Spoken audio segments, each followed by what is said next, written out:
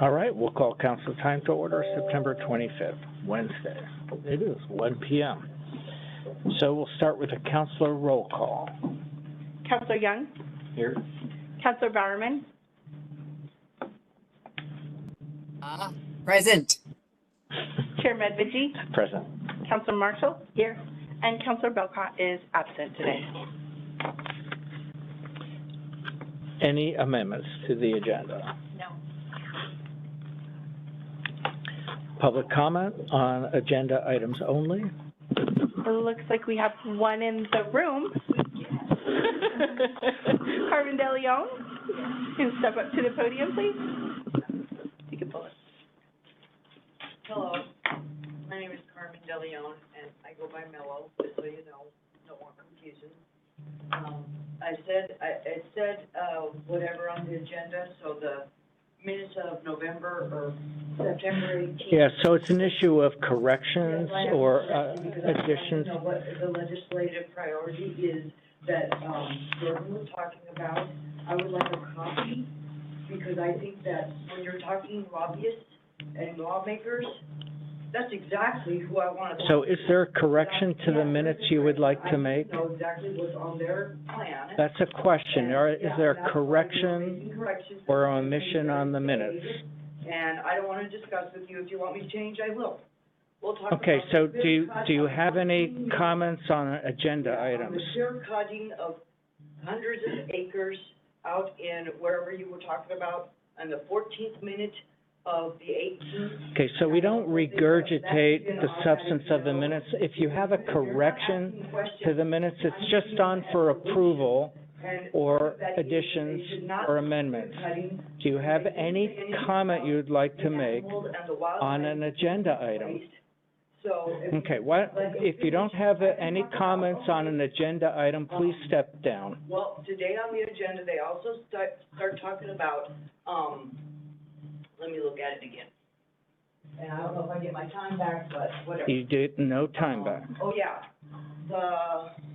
The lawsuits that have gone through, I would like to have some kind of a printout for the general public on how you guys are being sued, how many times, and more information is very vague. It just says, you know, RCW 42.30.110.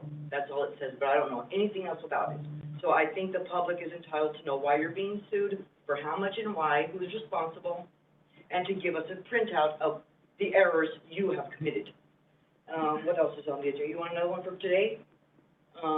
We talked about the food handling permits. Okay, well, I come from foreign countries, and I've seen these vendors, and basically, que se envenenan. You speak Spanish? Envenenate. That's what they say, que se envenenan. You know, nos quitaron el terreno, ahora que se envenenan. ¿Qué nos importa? Nos hacen burla, you know? So when it comes to people coming from out of the country to abandon... Sorry, what agenda item is this? At least they're trying. What agenda item are you speaking to? Didn't you say we were talking about... What agenda item are you referring to on council time? This agenda is not regarding this morning's meeting. It's only the agenda that's in front of you. So do I start again? Well, that's what the fees were for the licensing of vending and stuff. That's not this item. That was That's not that. that. No, That's it's what I thought a it was. different one. Yeah. Okay. Well, Okay, thank you. Your time has expired. Is there anyone online who wishes to speak? You kiss your mother with that? One online? Go ahead. Oh, she's probably dead like mine because we're old. But you're older. Caller, you've been unmuted. Please go ahead, state your name for the record, and go ahead with your comment. Good morning. This is Kimberly Goheen Elbin, Patriot Life citizen of Clark County, Washington, USA. Out of all due respect, Mr. Medvigi, where does it say that your council policies trump the Constitution for public comments on agenda items only? There is nowhere it says that you have to piece apart what we talk about. Procedure. Do you have an agenda item that you would like to make a comment on? And I'm going to ask that you do not interrupt. So on the minutes of the 18th, Ma'am, what agenda item are you going to speak to? Stop stringing me with your words, please. I'm speaking to the agenda. Okay, go ahead and cut Number 3. the caller off. Okay, you're going to talk to public comment? Okay, thank you. If you have an agenda item that you would like to speak to, you may, but that's the requirement. Do you have an agenda item you'd like to address? She's being unmuted again. You've been unmuted again, Ms. Kimberly. Thank you. Again, out of all due respect, I want in writing or in an agenda. Where can I find it? I'm writing it down Published on now. our webpage, the rules of procedure. Is there an Okay, agenda thank item you would like Thank to you. address? Don't take any more of my time. I'll be speaking now to the fact that on this agenda, I made a call, 2 messages a few days ago that I could not tap on the minutes. I could not tap on 7.2, 8.1, or 9.1. I still can't tap on those. I can tap now on the minutes. So I'm wondering why we cannot tap on the legislative priorities and the collective bargaining. I find that it's non-transparent to the people when we cannot tap on the participating agenda items. So we need to get that fixed.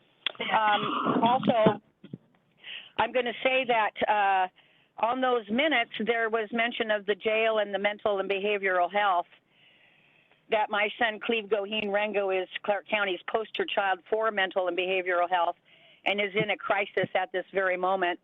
I'll be requesting that the county, with all of its power, to get him mandatory mental and behavioral health So care do you as he have needs a recovery. correction or amendment So then, to the minutes? yes, Are you so that the correction is, the correction about is what's so that we contained on can the minutes. tap on the agendas. And I do not read anywhere, I've been reading it, that you can dictate what we say on public comment on agenda items only when we are actually on agenda of old minutes. In the minutes of September 18th you have here, it mentions the logging. We don't want the Clark County to log any more timber here in Clark County. So is and there an again, amendment or an addition to the minutes that you would like to correct?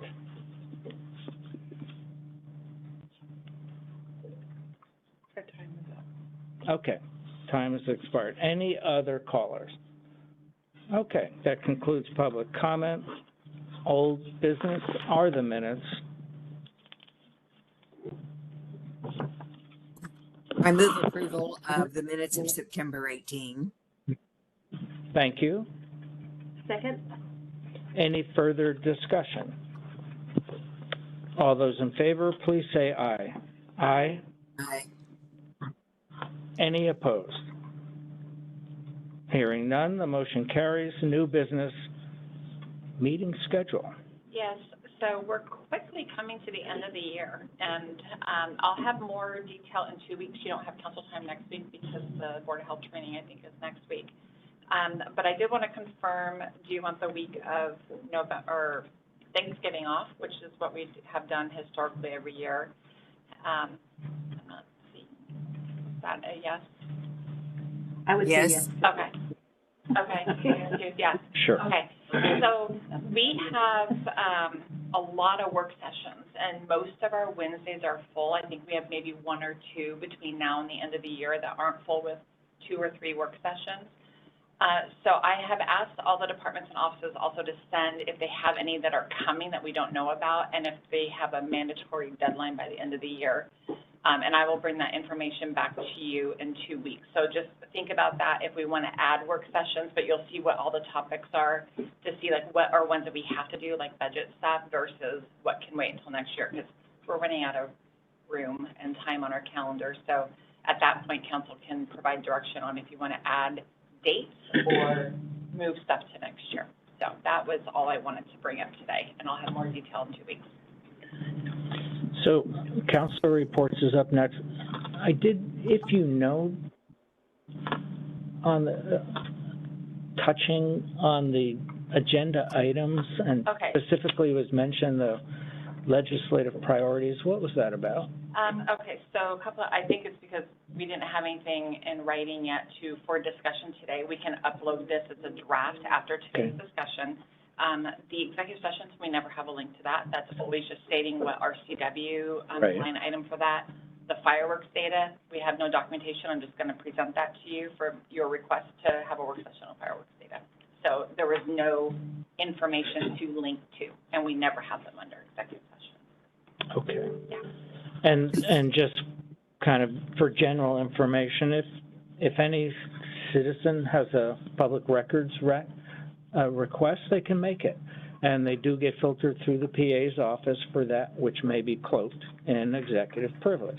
And at some point, like we have an executive session today, there won't be any action afterwards. But if there is after action, and that usually involves lawsuits and things like that, once they become public, then they are a matter of public record. But creating a list of all the pending claims or pending litigation prior to it becoming public, no Public Records Act request would lie, because the PA would filter it out, because that's the whole purpose of the executive session. So we'll go to council reports. Any at the table? Glenn? Yes, I just have one item. I don't know, a couple months ago, we talked about the Regional Disaster Preparedness Organization. I'm on that committee, and I don't have an alternate assigned. And we talked about it, and I recommended Mike Lewis be that alternate, but apparently, according to the bylaws, he cannot. So we need a counselor to agree to be an alternate. I think I've missed, it just happened this last time, I missed that meeting. That's the only one in the year and 3 months or whatever they've been on it, so. And he it's not did a big good, task. he did a good summary of it, because I think he at least sat there, but Yes, he did, participated. Do we have any counselors who would love to be on that committee as an alternate?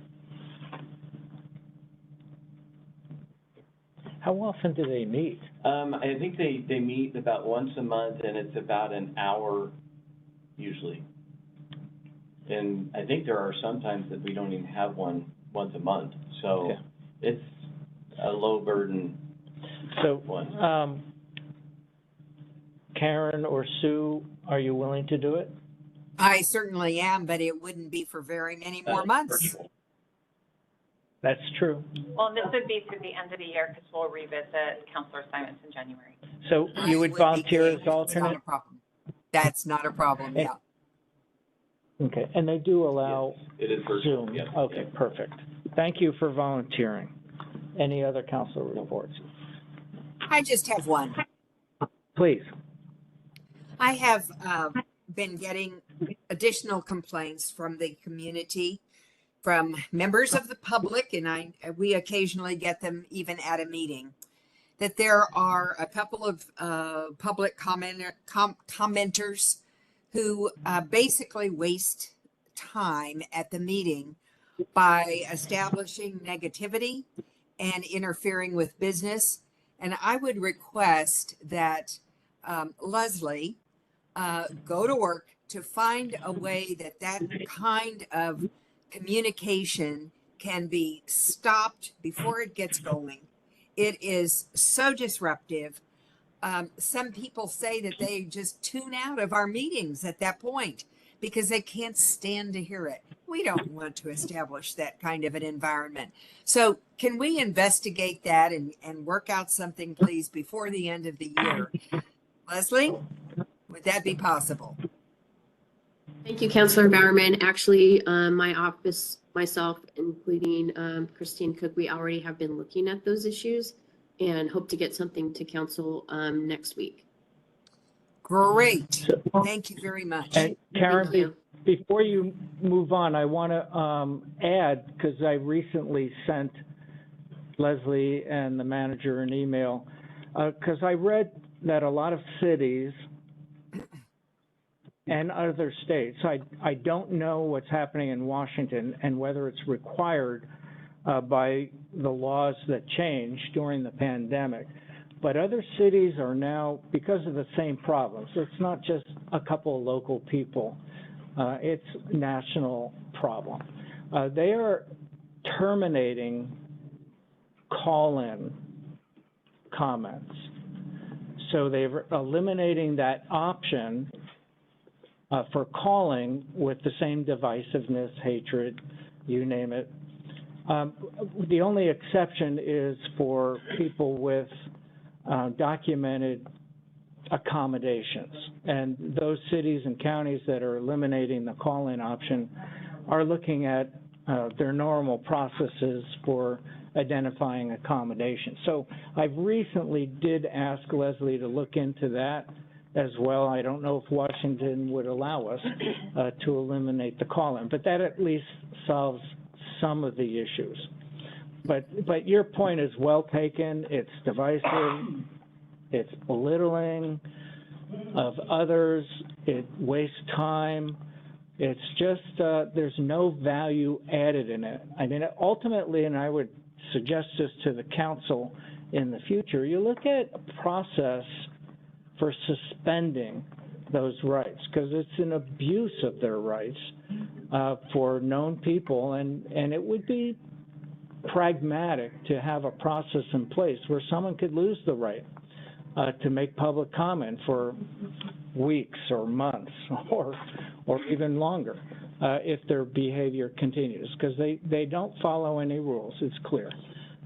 So anyway, I just throw that out there. Karen, what other comments do you? Oh, I just wanted to add to that topic please. Related to electioneering, because we recently had people come. I think no electioneering should be allowed, one candidate or another. There's other venues for that sort of thing. Yeah, and so I'm going to make a public apology, because, you know, I come and go as far as how strict I am personally on trying to cut off people, but especially for those calling in remotely, it's hard to sometimes hear them, and then by the time they've said something divisive or inappropriate, it's always too late. And sometimes I've been a little lax. Yesterday I was. I allowed comment to continue. I shouldn't have. So I apologize to those who would have been offended by the political statements that were made. If we had both or any party politician come forward and dominate our public comment time with political statements, it would totally disrupt our meeting. So I was asleep at the wheel yesterday. I should have stopped that one caller from making her political comments. And in that regard, I would say this. One, staff, help me. Two, Leslie, PA, anyone that's on board, raise the yellow flag, say, hey, this is inappropriate. Any counselor, make a motion, point of order, that caller is out of order. You know, I don't actually like having the full burden of trying to hear and respond and then take the heat for interrupting people that are making grossly inappropriate comments. So I know Jackie Lane spoke up yesterday. She was 100% right in her objection to the previous caller's comments. Karen, back to you. That's it from me. Thank you.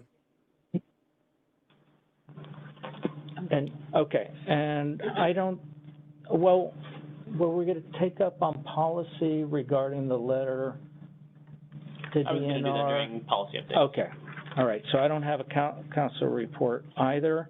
Work session request 7.1. Okay, so this, on September 11th, Community Development came and talked about the land use review and wetland and habitat review, and had recommended putting together some scenarios and talking to DEEP. So this is a follow-up work session per council's request to bring back that information. Got my thumbs up? Yep. Yep. Got it.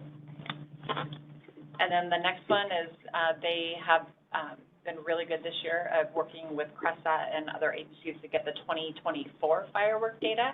And so this is a request to get that data back in front of council as well, or requested before July 4th. Before July 4th?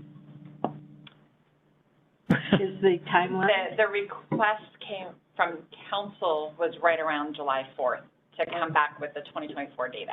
Okay. So this is to do that. And I'll add this as part of our calendaring too to see if this is something that you guys want to address by end of the year or next year, but I'll do that with all of the work sessions Okay, that's good. that are being presented. So this is just to present that data. I, for one, just heard that you said we have an enormous number of work Yeah. sessions between now and We the do. end of the year. Yes. I have no interest in hearing about fireworks in the remainder of my tenure. I saw Glenn shake his head, yes, he does.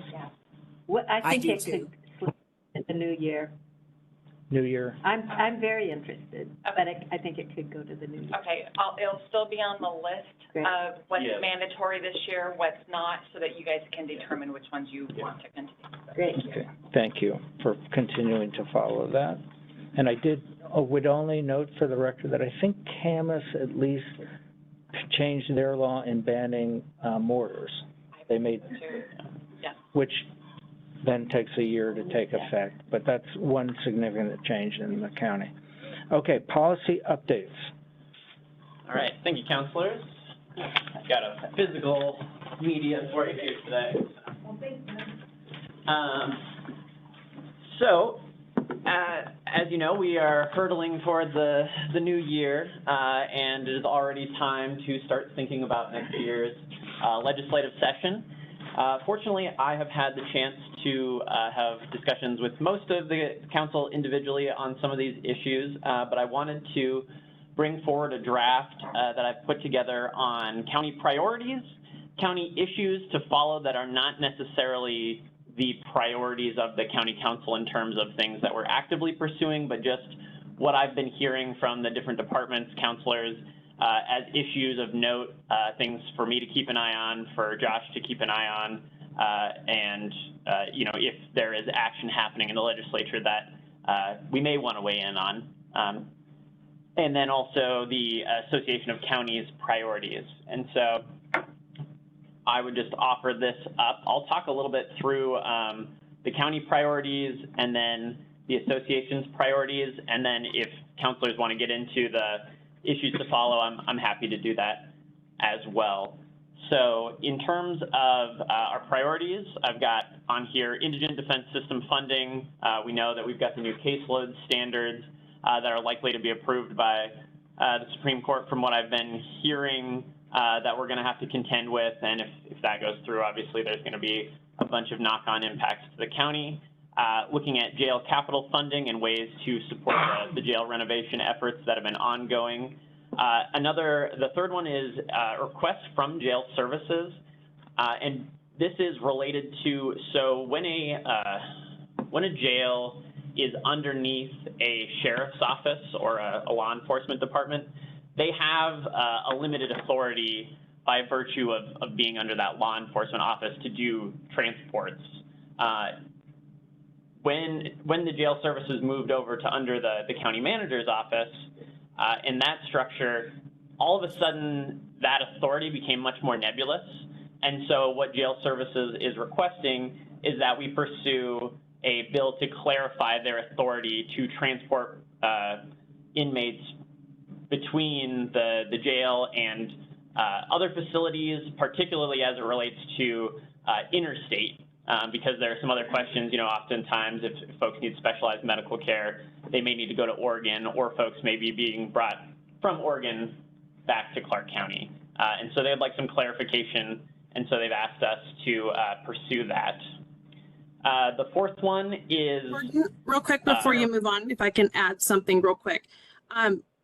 For the council, just so that everyone knows, we're about, I think, close to 45% of the state now is under an executive office for a jail. So this law is really old, and I think it would get traction with other jails that are facing this same issue that we are doing, getting clarity with this provision in that RCW. So I just wanted to add that. Thanks, Jordan. Thank you, Amber. That is true. Yeah, we're not the only one in this boat, and so I think that bodes well for our chances, especially since it's really just clarifying authority that mostly already exists in other departments. The fourth one is a request. So we are part of a group called the eCity Gov Alliance. This was brought forward by our code enforcement community planning folks, and basically we would this group that we are in provides online services for permitting. And so instead of the county or any individual city having to create their own permitting system from scratch, we can leverage economies of scale. You know, we can work together to have similar permitting platforms.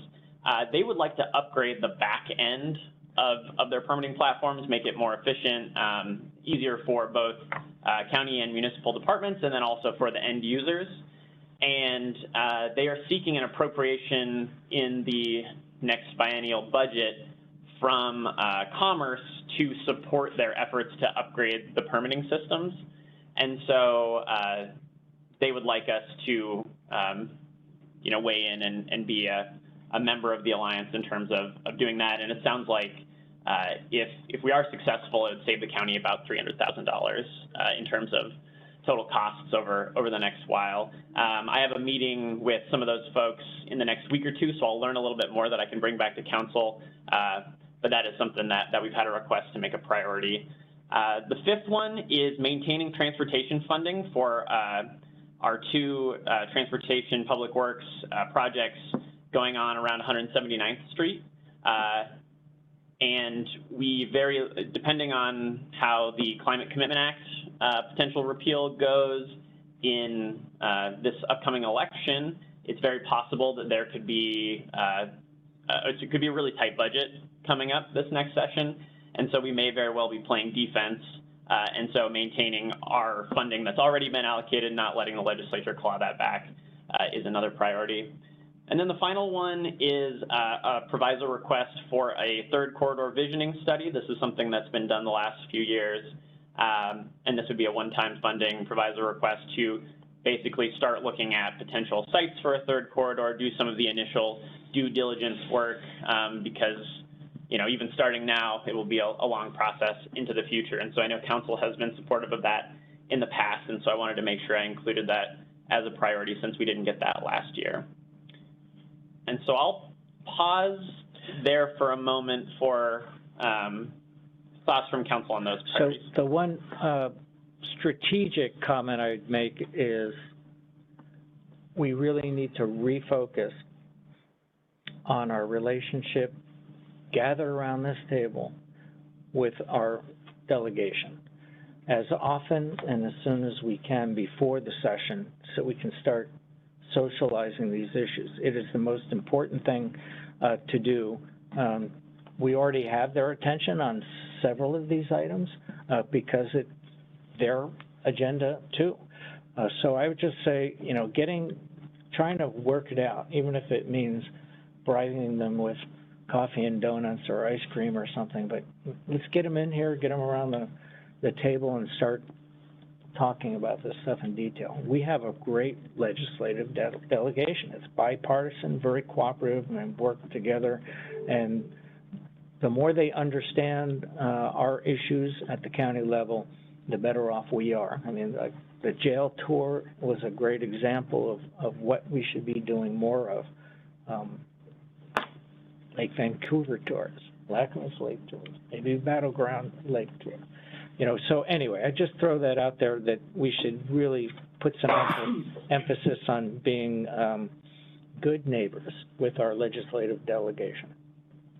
There may be some changes to that delegation too. So even if we had small groups, if there are new legislators, to brief them on some of our concerns would be good to do. Comments, Karen? I think sitting around the table would be marvelous. So, and I appreciate the priorities as you've listed them, Jordan. I think it looks great. So let's go. And we'll get them posted online as soon as we're able. Yes, we will. Sorry, I only had physical copies today. That sounds great. Yes, and I've already started talking to Josh about getting the legislative delegation back here for a pre-session visit, and I'll be working to wrangle schedules and see if we can propose some dates here in the near future. It will be, yes.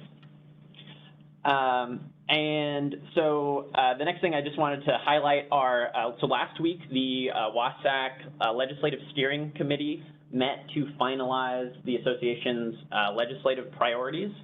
And so I just wanted to touch on those briefly as well. There is some overlap with the counties. And those include accountability in the behavioral health continuum of services by improving contractual standards through reprocurement, which is a really long way of saying that right now it is difficult if a county is contracted with a behavioral health provider who is underperforming and not meeting their outcomes. It is difficult to get out from that contract and find another provider that is able to provide the services or even just to change the contract. And so they would like to have an easier time to improve the contractual standards and do re-procurement process, but that takes effort of the legislature. So the county association is going after that. The second one doesn't apply to us too much. It is so the state of Washington in the last legislative session mandated that all counties, they are able to share, but all counties must have a county coroner. And for some of the smaller counties, this is a pretty big cost. So Wasatch is asking for some state sharing of revenue to support coroner costs for the next several years to kind of phase in that for those smaller counties so that they don't have to take on the full financial burden immediately. The third one also does not apply too much to Clark County. This is local government liability protections when working on projects certified by the Energy Facility Site Evaluation Council, which is also called FSEC. And what FSEC can do is mostly applicable to the eastern part of the state when they want to put in a solar installation or wind farm. The state can basically bypass local permitting processes, and the position of the counties is that if the state is going to bypass local permitting processes, that the state should be liable for any issues that arise from them ignoring those local permitting issues. Then the fourth one is developing county revenue options, and Wasatch is going to be pursuing a suite of different tools that counties can opt they haven't either opt in or out of. There's nothing that's the position of Wasatch is the county should have options for generating revenue, but they should not be forced to generate revenue if they do not want to. And so some of the options that they're looking at are increasing the property tax cap from 1% to 3% as a potential option. Counties being able to levy a utility tax, which cities and the state can currently do.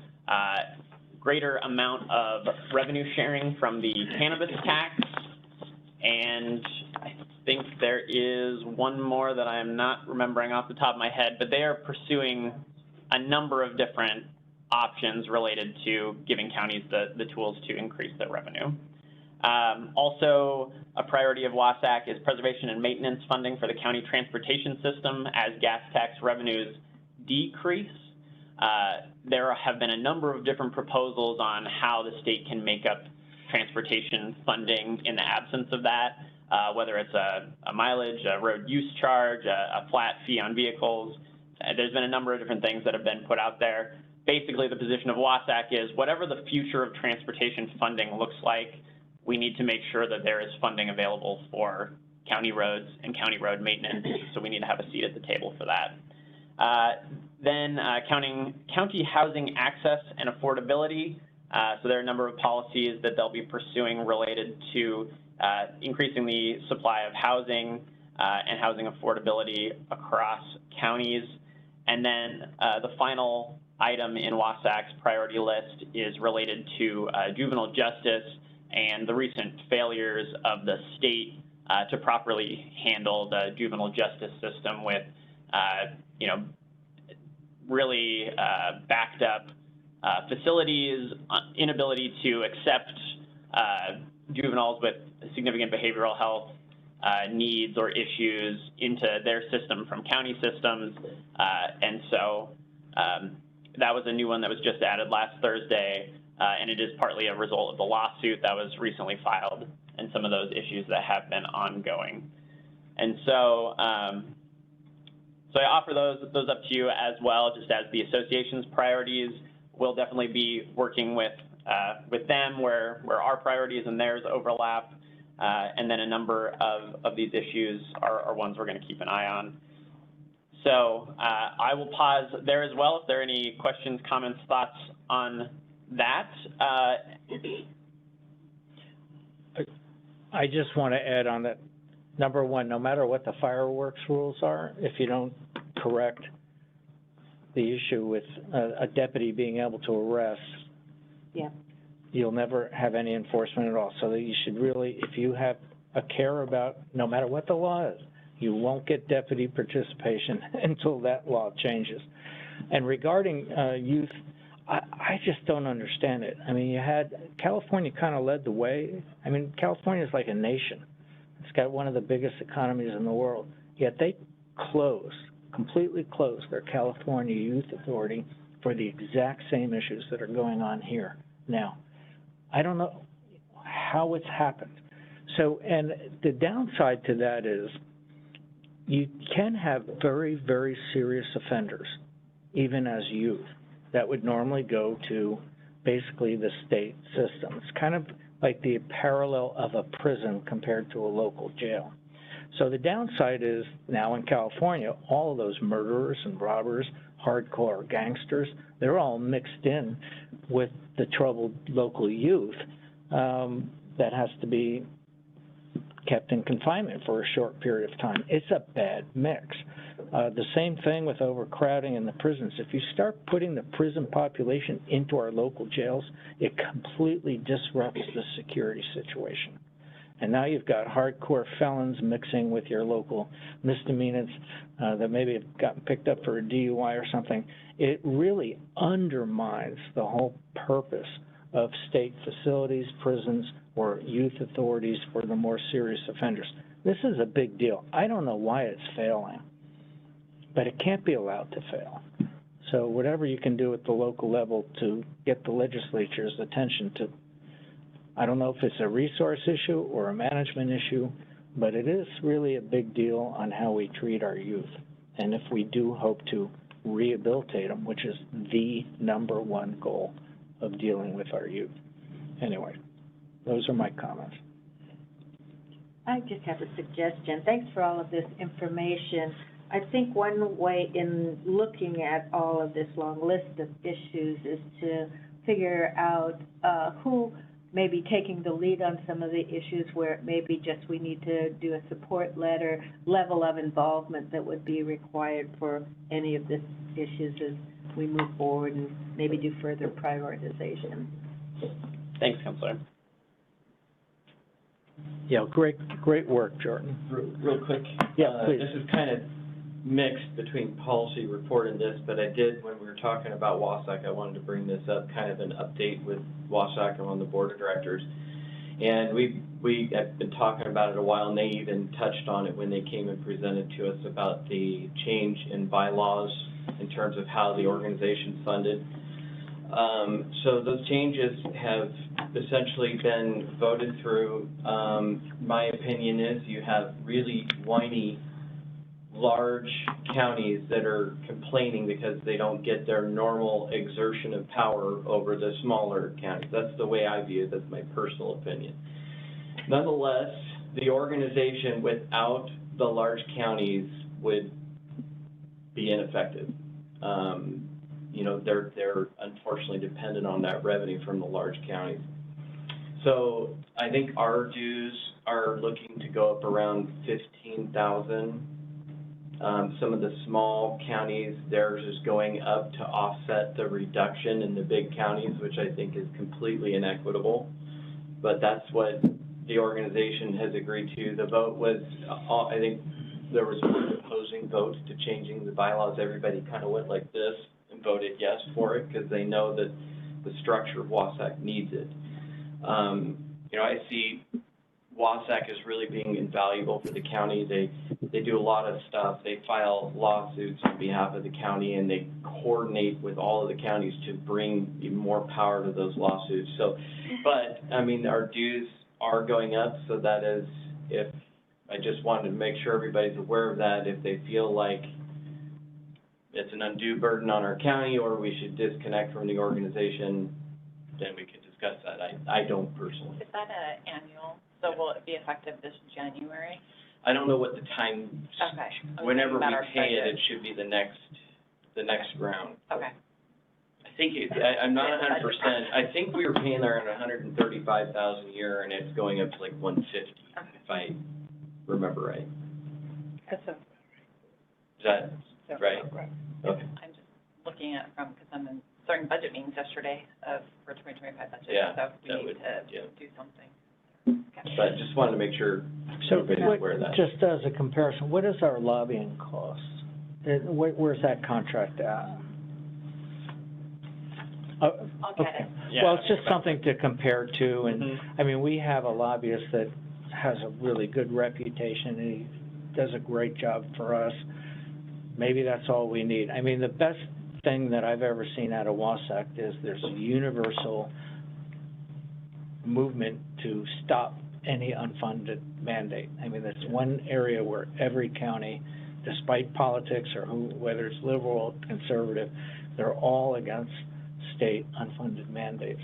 And that's, you know, that's a powerful voice. Without King County, I don't know how powerful it'll be in the future, and that's really unfortunate. There's nothing we can do about it. Yeah, so in the current situation is King County has basically retracted their membership, but they're open to discussions if they get their way.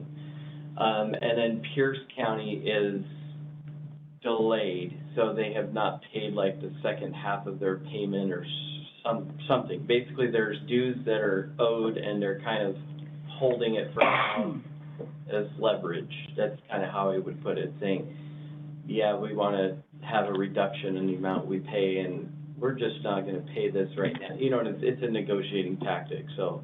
Does this new dues structure, bring King County in, or are they still holding out for No, other they're still changes? holding out at this point, And so. do we know exactly what they want, or just pay less? Is it They're basically still pay in less? talks, so I think that there's gonna probably be further discussion on potentially changing even more to adapt to try to get King County back into.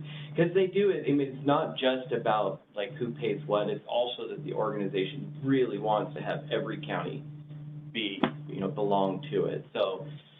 I'm completely in favor. I think that they save us more money than we pay, but that is a decision for the council as a whole, so I wanted to make sure and bring that up. I think that the main issue is this, and it's kind of like a states' rights thing. You know, they're the biggest county. They're paying the most. Oh, I They understand want that, more yeah. than one vote. And, you know, there are very few items where we ever parse down into, well, we have 5 counselors. Sometimes we only have 1 vote for Wausau, and that's the way it should be. But King County, they just want more And they do, leverage. they pay more, but they don't pay more because it's based on per capita, right? So, and if you actually look at it even further, technically they're paying less because $1 per capita in Clark County has a different meaning than $1 per capita in King County where incomes are higher. So, if anything, the way it was set up, they actually benefited more from the system, but it was still pretty darn equitable. I just disagree with what they're doing. So hopefully you'll fix it next upcoming year. Yeah. I think. We'll look to Glenn. Yeah. Go. So we have one executive session. Oh, Chair, I do have one more item. Oh, I'm Sorry, it sorry. wasn't I on thought you here. were. Oh, sorry if I interrupted you. No, you guys are great. This is all great discussion. And just to clarify the policy direction from council, it sounds like I'm hearing a general agreement that we're good with these priorities and issues to follow for now. Obviously, this is a living document, and there's going to be a lot of conversation between now and session and during the session. The Stabler letter? And then, yes, the second item I wanted to bring up, so last week, discussed with council, there were 3 thumbs up for me to draft a letter to the Department of Natural Resources regarding the Dabbler timber sale, which is on your screen here. And so I've drafted this letter up. The chair, Councilor Marshall, myself, Kevin Tyler met with a number of representatives from DNR yesterday to learn a little bit more. And so this letter is requesting that the Dabbler timber sale be postponed and held off for time to gather more information. And so I wanted to check with council if there still is a majority interested in sending this letter still, or if based on the conversation yesterday that there's a sense that we've learned enough. So so I would just open that up to council for any conversation or direction. So just from my point of view, 1, we didn't know the timeline. 1, we wanted to learn more. And 3, at least 3 of us wanted kind of an all stop until we learn more. and could see what our options are. In retrospect, because of what the timeline is still out there, I think that was premature. I no longer would support the letter. After meeting with DNR, they've completely satisfied me that, one, they've done everything right. There really are no practical options. There are a lot of private lands and easements and liability issues, but first and foremost, this is a very remote parcel. It is not what we would classically call old growth. It is not as precious as every forest is. Does not stand out, and it's actually stands out in a different way, that this is kind of a perfect example of good management by DNR. It will not, there's no loophole involved. It will not negatively impact spotted owl environment. So there were some, I wouldn't say misinformation, but just better information provided by DNR as to this stand and this harvest. So I changed my mind. I would like to withdraw my name from this letter. I don't fully support sending it. And the other thing is, they're going to fix the problem with their mapping very quickly, and I think the timeline is going to be pretty accelerated for them to get it back on track. So in any case, those are just my thoughts. I've changed my mind, so I want to hear from other counselors as to whether or not there are still 3 that want to send the letter. Sue, you were part of the meeting? Yeah, well, it was very good to meet with them. I think there were half a dozen people from DNR, and so we got a thorough understanding of what their responsibility is in this particular piece of forest and how they see it. There is some old growth there, and the old growth will not be touched. And if there are individual old growth trees, there's assurance that those won't be touched as well. It's being managed, the whole area is being managed as part of a habitat conservation plan, which is under the Endangered Species Act that was negotiated some time ago. So it's following what was agreed to as a strategy to protect spotted owls. There's a whole suite of other animals involved, but for me, and they do seem very much eager to move forward and get this. I think they're planning to do the sale before the end of the year. I still feel like I would like a little bit more time for my due diligence. I've not had an opportunity. This Saturday I'll have an opportunity to go out and see the site for myself, so I think that I would like to do that. I could communicate that individually to DNR. And I checked in with the superintendent of Battleground School District, because they stand to be the biggest beneficiary of the revenue that is generated from this. And DNR had solicited a letter in support of the cut from them, and their school board decided, I think their general policy is leave it to, the experts to figure out, the county and DNR to figure out whether or not it's in the best interest to cut or not cut. It's a windfall to them that they use, but they've taken no position on it and just rely on us to make our best decision. So I'd like a little bit more time, at least to be able to go out and take a look at it. But at the present time, do you want this letter to go out? I wouldn't mind that letter going out. Okay, so are there 2 other counselors that want the letter to go out? I still think it should go out.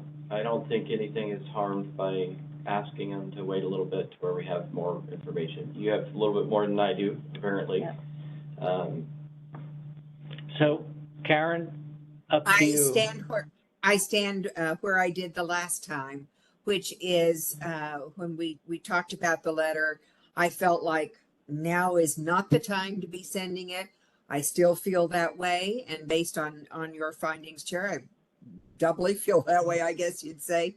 So I think, you know, if certain counselors want to go out and examine the area, that would be great. We could consider sending it later, not now, because I think there are 3 that are, isn't that correct? That, well, we don't have 4 people here. We have 2 at this point that are not in favor of sending the letter now. Yeah, so we can, after your visit or hike, site tour, if you think, oh my God, we're wrong, we need to preserve this, then come back to us. But right now, I don't see 3 names to send the letter out. Do they have any decision points in the next 2 weeks? Because you won't be meeting next week, just as a... Well, the decision points, it sounded like they wanted to get that SEPA notice out by, it sounded like, yeah, it could have been today, I don't know. It may already be out. And then there's 14 days once that's noticed for public comment. And, It sounded like it wouldn't, so then there's a final approval from the Board of Natural Resources. It sounded like they were aiming for the December Board of Natural Resources meeting. They weren't 100% sure they were going to get this done before the end of the year, but that was their intention. They were very vague on the timeline, but I think but they're in a hurry. They are in a hurry. Other than they're in a hurry. But I think their processes will proceed unless it was, we had a letter trying to stop it. So without the letter, it'll most likely proceed. So do your hikes quickly. Okay.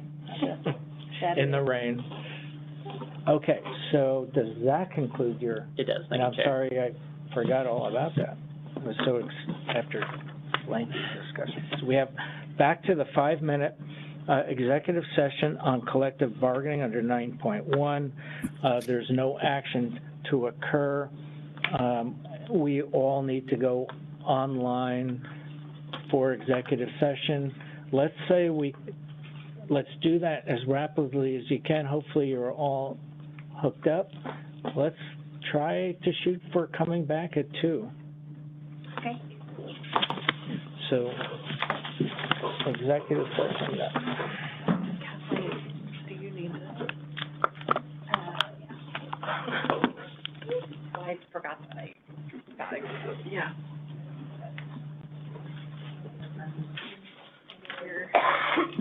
Exactly.